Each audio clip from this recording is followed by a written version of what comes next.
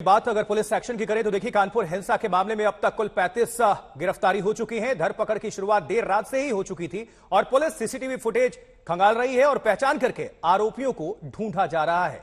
तो यह तस्वीर अपने आप में किस तरह से हिंसा हुई ये देखने वाली बात है, लेकिन किस तरह से इस हिंसा की शुरुआत हुई, एक विस्तृत रिपोर्ट आप सभी तक हम साझा करें, आप देखें।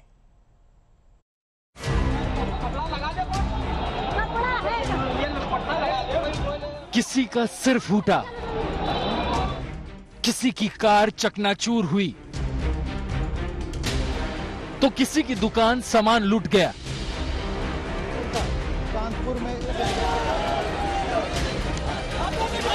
कानपुर का ये हाल हुआ एक सियासी बयान से, जिसने धार्मिक रंग लेकर नफरत की आग सुलगा दी। आरोप है कि नुपुर शर्मा ने एक टीवी बहस के दौरान इस्लाम को लेकर आपत्तिजनक टिप्पणी की। हालांकि नुपुर शर्मा का आरोप है कि उनके बयान को काट छांट कर साजिशन वायरल किया गया। शुक्रवार कानपुर में मुस्लिम समुदाय ने नुपुर शर्मा के खिलाफ बंद बुलाया था। जुमे की नमाज के बाद भीड़ बाजार बंद करवाने निकली, लेकिन हिंदू पक्ष ने इसका विरोध किया तो दोनों गुटों में भिड़ंत हो गई। कानपुर में ही कल राष्ट्रपति, प्रधानमंत्री और यूपी के सीएम तीनों एक साथ मौजूद थे। ऐसे में सुरक्षा के लिहाज से ऐसे संवेदनशील मौके पर कानपुर के ही दूसरे हिस्से में जंग छिड़ी थी। शुरुआती मोर्चे पर पुलिस थोड़ा पिछड़ी, लेकिन मौके की नजाकत को देखते हुए आनन फानन में पीएससी और आसपास की सारी पुलिस फोर्स को प्रभावित इलाके में ही झोंक दिया गया। हालात पर काबू पाने के बाद पुलिस ने रातों रात सीसीटीवी खंगालना शुरू कर दिए। अब तक 35 दंगइयों को पकड़ा गया है। आरोपियों पर गैंगस्टर एक्ट लगाने की तैयारी है। आरोपियों के घर पर बुलडोजर भी चलेगा। इस घटना को शासन ने बहुत गंभीरता से लिया है तथा इसके लिए अतिरिक्त पुलिस बल को वहां भेजा गया है, जिसमें कि आज टोटल 12 कंपनी, 1 प्लाटून पीएससी को वहां रवाना किया गया है। इसके अतिरिक्त कुछ अधिकारी गण भी भेजे जा रहे हैं। वहां जिस भी व्यक्तियों ने वहां उपद्रव किया है उसकी पहचान की जा रही है। राष्ट्रपति आज भी सुबह 11 बजे तक कानपुर में रहेंगे, लिहाजा पुलिस खास तौर पर सख्ती बरत रही है। हिंसा वाले इलाके को चारों तरफ से घेर लिया गया है और पीएससी की कई कंपनियां तैनात कर दी गई हैं। कानपुर से रंजीत सिंह के साथ आज तक ब्यूरो। हम सीधा रुख करते हैं कानपुर का। संतोष हमारे साथ, हमारे संवाददाता जुड़े हुए। संतोष, ये घटनाक्रम तब घटित हुई, गौर करने वाली बात यह है कि देश के प्रधानमंत्री, देश के राष्ट्रपति, उत्तर प्रदेश के मुख्यमंत्री के साथ तमाम गणमान्यों की वहीं पर मौजूदगी थी। तो क्या यह घटनाक्रम किसी साजिश के तहत अंजाम दी गई? पुलिस क्या कह रही है, सूत्र क्या बता रहे? देखिए, साजिश से पुलिस इनकार नहीं कर रही है। चूंकि कल देश और प्रदेश के जो मोस्ट वीवीआईपी लोग थे वो कानपुर और जिस जगह पर ये हिंसा हुई वहां से करीब 50 किलोमीटर की दूरी पर देश के राष्ट्रपति, प्रधानमंत्री, मुख्यमंत्री तक थे और आज भी राष्ट्रपति कानपुर में ही हैं। लिहाजा पुलिस अधिकारियों का कहना है कि एक साजिश के हर पहलू को तलाशा जा रहा है, चाहे वो कोई आतंकी संगठन हो, फंडित करने वाले संगठन हो या दूसरे संगठन, हर पहलू की जांच की जा रही है। और उसी कड़ी में जो वीडियो फुटेजेस पुलिस को हासिल हुए हैं उनके आधार पर शिनाख्त करवाई जा रही है, धरपकड़ करवाई जा रही है। करीब 35 लोगों को गिरफ्तार किया जा चुका है और कहा जा रहा है कि कई लोग पुलिस के रडार पर हैं। आज चूंकि राष्ट्रपति का भी कानपुर में कार्यक्रम है, वो कानपुर में ही है राष्ट्रपति, लिहाजा पुलिस फोर्स आज एहतियात के तौर पर कोई चूक नहीं करना चाहती। यही वजह है कि सुबह से इस इलाके में, ये जो नई सड़क का इलाका है, बेकनगंज का इलाका है, यहाँ पर सुबह से ही पुलिस फोर्स तैनात है। भारी संख्या में पुलिस फोर्स है। कानपुर पुलिस के अलावा पीएससी के जवान हैं, 12 कंपनी, 1 प्लाटून पीएससी कल एक्स्ट्रा भेजी गई थी। जो पीएससी के जवान हैं, आरआरएफ के जवान हैं, वो यहाँ पर मौजूद हैं। गलियों में पुलिस मार्च कर रही है। गलियों से, चूंकि कल जो मेन सड़क थी वहां पर स्थिति को नियंत्रित करने के बाद गलियों में पथराव हुआ, पुलिस वालों के ऊपर पथराव हुआ, लिहाजा अब गलियों पर भी पुलिस की नजर है। ऐसे लोगों का आइडेंटिफिकेशन किया जा रहा है, उनके खिलाफ सख्त कार्रवाई की जा रही है। कल समीक्षा के बाद मुख्यमंत्री ने साफ कहा था कि ऐसे लोगों को बख्शा नहीं जाएगा, इनको नजीर पेश करने वाली कार्रवाई की जाएगी। उसी कड़ी में हिस्सा माना जा रहा है कि अब फुट पेट्रोलिंग और धरपकड़ दोनों एक साथ हो रही है। बात करेंगे जम्मू कश्मीर की। देखिए, कश्मीर में टारगेट किलिंग की दहशत बढ़ती जा रही है। कश्मीरी पंडितों और गैर कश्मीरियों पर लगातार हमले हो रहे हैं, अटैक हो रहे हैं। कल अनंतनाग में मजदूरों पर ग्रेनेड से हमला हुआ, इसमें 3 लोग जख्मी हो गए और आज जंतर मंतर पर इसी के विरोध में प्रदर्शन भी है। 3 तस्वीरें, अनंतनाग में मजदूरों पर अटैक, कश्मीरी पंडितों का दर्द और पलायन, और आज जंतर मंतर पर इसको लेकर विरोध प्रदर्शन। कश्मीरी पंडित वहां पर जुटे हुए हैं।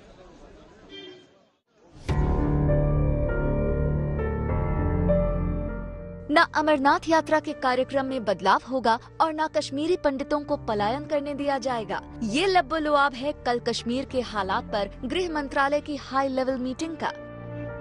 जम्मू कश्मीर में टारगेट किलिंग की बढ़ती वारदात को देखते हुए घाटी में कश्मीरी पंडितों की सुरक्षा को लेकर कल गृह मंत्री अमित शाह की अगुवाई में हाई लेवल मीटिंग हुई।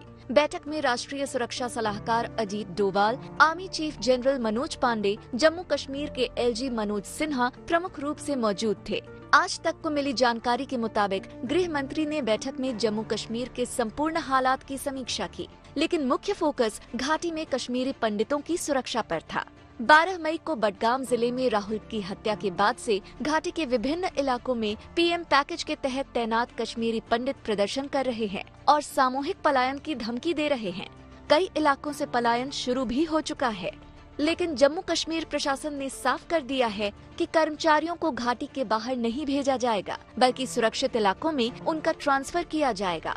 अधिकारियों ने ये भी साफ कर दिया कि हाल में गैर कश्मीरियों के खिलाफ हिंसक हमलों में बढ़ोतरी के बावजूद अमरनाथ यात्रा के कार्यक्रम में कोई बदलाव नहीं होगा। अमरनाथ यात्रा अपने तय कार्यक्रम के मुताबिक 30 जून से 11 अगस्त के बीच होगी। इस साल सरकार यात्रा का आयोजन बड़े पैमाने पर करेगी। यात्रा में सरकार 8 लाख श्रद्धालुओं के शामिल होने की उम्मीद कर रही है। 2.5 लाख तीर्थयात्री अब तक रजिस्ट्रेशन करा चुके हैं। यही नहीं, सरकार 15 जून से 20 जून तक श्रीनगर कश्मीर फिल्म फेस्टिवल आयोजित करने की योजना भी बना रही है। गुरुवार को कुलगाम में एक बैंक कर्मी और बडगाम में ईंट भट्ठा मजदूर की हत्या की घटना के बाद गृह मंत्रालय की इस मीटिंग पर सबकी नजर थी। 1 मई के बाद घाटी में 9 गैर कश्मीरियों की हत्या हो चुकी है। दिल्ली से हिमांशु मिश्रा के साथ आज तक bureau. Punjabi singer Sidhu Moosewala murder case में मूसेवाला के कातिल अब भी पुलिस की गिरफ्त से दूर हैं, लेकिन ऐसा दावा किया जा रहा है कि फतेहाबाद में एक पेट्रोल पंप पर लगे सीसीटीवी कैमरे में मूसेवाला मर्डर केस के शूटर्स कैद हुए हैं। शूटर यहां पेट्रोल भरवाने पहुंचे थे। एक रिपोर्ट दिखा रहे हैं।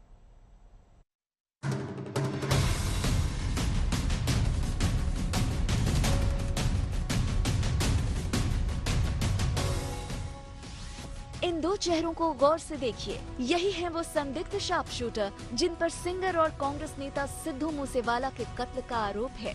फतेहाबाद के एक पेट्रोल पंप पर दोनों की तस्वीर कैमरे में कैद हो गई। असल में पुलिस ने ये बोलेरो जब्त की थी। इसके बाद इसमें मिली पर्ची के आधार पर पता चला कि शूटरों ने फतेहाबाद में पेट्रोल भरवाया था। कड़ी से कड़ी जोड़ते हुए पुलिस यहाँ पहुँची तो सीसीटीवी फुटेज से क्लू मिल गया। 3 लोग उतरे जी। 25 तारीख को आए थे, 7 बजे आए सुबह जी। 2025 तेल लिया, 3 बंदे बाहर निकले, बाकी अंदर कोई पता नहीं चलता। मैं ना देखा ना कम देखा, मैं क्या पता जी। बोलेरो में कुल 3 लोग सवार थे। बोलेरो की ड्राइवर सीट से जो शख्स नीचे उतरा वो गैंगस्टर जॉन्टी बताया जा रहा है, जबकि उसके साथ खड़े दूसरे गैंगस्टर की पहचान सोनीपत के खरखौदा निवासी पर्वत फौजी के रूप में हुई है। इस सीसीटीवी फुटेज से साफ हो गया है कि हरियाणा के बदमाशों का भी मूसेवाला की हत्या में हाथ था। फतेहाबाद से बीती रात पकड़ा गया नसीब खान बोलेरो में इन लोगों को लेकर आया था। बोलेरो में पेट्रोल भराने के कुछ वक्त बाद ही मूसेवाला की हत्या कर दी गई थी। इस बीच सिद्धू मूसेवाला की पोस्टमार्टम रिपोर्ट आ गई है। उनको कम से कम 2 दर्जन गोलियां मारी गई। इससे उनके कई अंग छलनी हो गए थे। सिद्धू मूसेवाला केस से जुड़ा हुआ सबसे अहम दस्तावेज ये शुभदीप सिंह उर्फ सिद्धू मूसेवाला की पोस्टमार्टम रिपोर्ट है। ये mark AN-94 Russian assault rifle का हो सकता है, जो कि जो इंजरी का जो वो है वाउंड वो बहुत बड़ा है, तो इसका भी जिक्र इसमें इन्होंने किया गया है। लेकिन इसमें भी गोली जो है वो आर पार हो गई है, गोली जिस्म से पाई नहीं गई है। सूत्रों के मुताबिक सिद्धू मूसेवाला की हत्या के मामले की तहकीकात के दौरान दिल्ली पुलिस स्पेशल सेल की टीम नेपाल पहुंची। पुलिस को शक है कि शूटर्स नेपाल में छुपे हो सकते हैं। यहां शिद्दत से उनकी तलाश की जा रही है। हिमांशु और तंसीम हैदर के साथ ब्यूरो रिपोर्ट आज तक। और अभी राहत के कुछ ही महीने बीते थे कि एक बार फिर से कोरोना ने डराना शुरू कर दिया है। जी हां, पिछले कुछ दिनों से कोरोना के मामले ने केंद्र सरकार का ध्यान खींचा है और केंद्र ने 5 राज्यों को चिट्ठी भेजी है इस बाबत जहां कोरोना केसेस बढ़े हैं।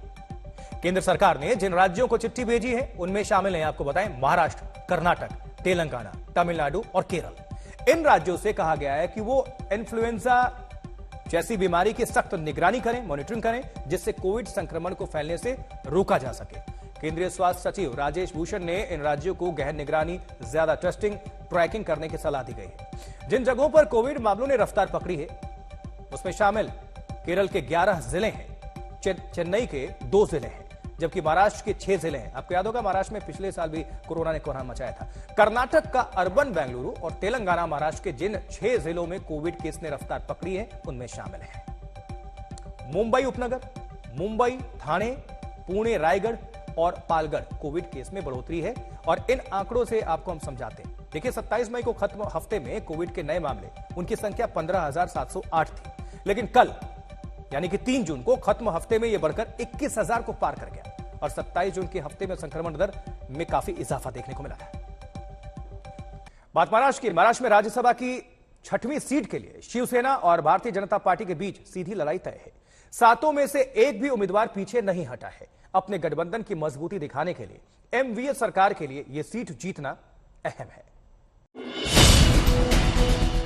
बीजेपी नेता और पूर्व सीएम देवेंद्र फडणवीस के घर आज एमवीए नेता इस उम्मीद से पहुंचे थे कि बीजेपी राज्यसभा के लिए अपने तीसरे उम्मीदवार का नामांकन वापस ले ले।